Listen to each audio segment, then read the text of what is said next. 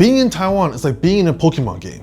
The main island is 70% mountains. Climbing them is like going to tall grass. With Taiwan's incredible biodiversity, you could easily bump into a fantastical beast. Whoops, wrong franchise.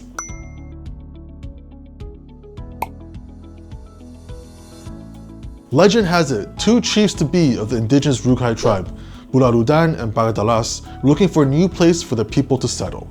Searching all over, they grew tired and thirsty. A clouded leopard slowly walked towards them. It stopped in front of the brothers, shook itself, and started walking away. It was as if the clouded leopard was saying, "Come with me." The brothers followed the clouded leopard to the river, where the leopard lay down. No matter how the brothers called out to it, it wouldn't move. They knew this was the gods telling them to settle here. Because of this story, the Rukai considered the clouded leopard to be a sacred animal, and hunting it was forbidden. However, most of the people in Taiwan were not Rukai. There had not been any official sightings of the animal since 1960s. From 2000 to 2013, a group of scientists set up 1,500 cameras to try to capture the elusive animal. However, none were spotted. In 2013, the animal was declared extinct. But some people still believe the leopards are still in the mountains, as there were a couple of unconfirmed sightings a few years ago. Elsewhere in Asia, the clouded leopard is listed as an invulnerable animal, and there's debate as to whether or not the Formosan clouded leopard is a separate subspecies or not. Regardless, the Formosan clouded leopard currently only exists as a cautionary tale to make sure no other species becomes extinct in Taiwan. The Taiwanese leopard cat is the only other feline that is endemic to Taiwan. This small feline may look like your average domestic cat, but it's actually a wild cat. This adorable looking fellow is a solitary animal that hunts small animals such as birds, frogs, and squirrels. One of the leopard cat's most common cause of death is being hit by cars. To prevent this, the government has set up fencing around highways and built animal pathways for them to get to the other side of the road.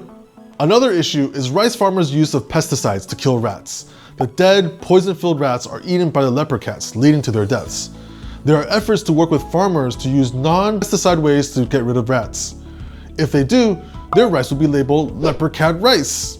Lastly, one of the biggest threats to leopard cats is stray dogs and cats. Packs of strays attack leopard cats, and they also compete for the same prey. The next animal we're going to talk about is Sandshrew. The next animal we're going to talk about is the pangolin. This animal is actually the inspiration for the Pokemon Sandshrew, but its story is a sad one. Pangolins are covered in scales, and they curl up when threatened. This is where Sandshrew gets its iconic move, curl. These scales, however, are the reason for their near extinction. Many cultures in China and Southeast Asia believe scales have medicinal benefits, from treating arthritis to easing menstrual pains, but there's zero scientific evidence for this. Because of their rarity and high prices, sometimes pangolins are bought and consumed simply as a show of wealth.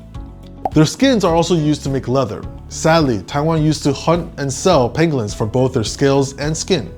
Between 1950 and 1970, it was estimated that Taiwan exported 60,000 sheets of pangolin skin and leather every year. Thankfully, in 1989, the Wildlife Conservation Act was put in place, banning the hunting, exporting, and specimen making of wild animals, and pangolins were saved for the time being. Taiwan is aiming to become the protector of pangolins, one of the most trafficked animals in the world. Taiwan has sent 2 pangolins to the Leipzig Zoo in Germany and 2 pangolins to the Prague Zoo in Czech Republic. They hope that more people can learn about these animals to help raise awareness and protection. All 3 of these animals are endemic to Taiwan. While the clouded leopard now only lives on in folktales, efforts are being made to keep the other 2 species from the same fate. Hope you can also share their stories and bring more awareness to these endangered animals.